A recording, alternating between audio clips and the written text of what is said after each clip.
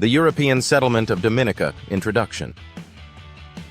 Dominica, a Caribbean island of lush forests and rugged terrain, became a focal point for European colonization in the late 17th century. The first permanent settlers were the French, who began cutting lumber from the island's rich virgin forests. Though they violated an agreement with the Kalinago people, their presence grew, shaping Dominica's early colonial landscape. Early French settlement. By the 1690s, the French had established settlements along the coast, particularly in areas like Coliho, Pointe-Michel, Soufrière, Roseau, Grand Bay, and Petite Savane.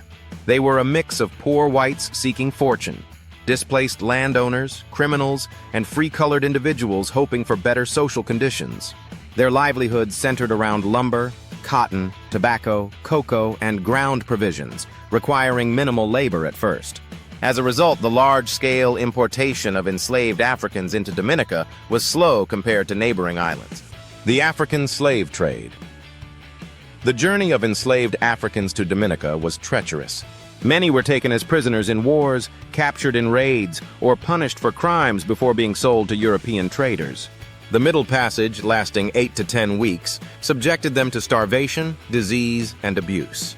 Upon arrival, they were governed by the French Code Noir, a strict law outlining basic rights such as food provisions and limitations on punishment.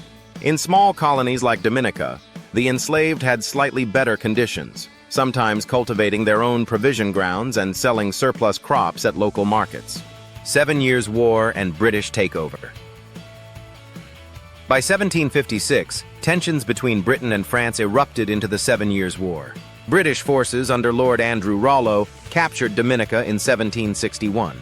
While France lost many territories, the Treaty of Paris, 1763, officially transferred Dominica to British control, making it a colony that would remain under British rule until its independence in 1978. British settlement and land division. British governance began swiftly. Land surveyors mapped Dominica, dividing properties for investors. They set aside a coastal strip known as King's Three Chains, a government reserve for infrastructure.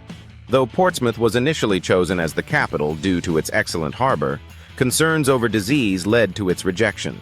Instead, Roseau became the island's capital, though Britain unsuccessfully attempted to rename it Charlottesville. Legacy of settlement. Despite political shifts, French settlers were allowed to remain, ensuring continued economic stability.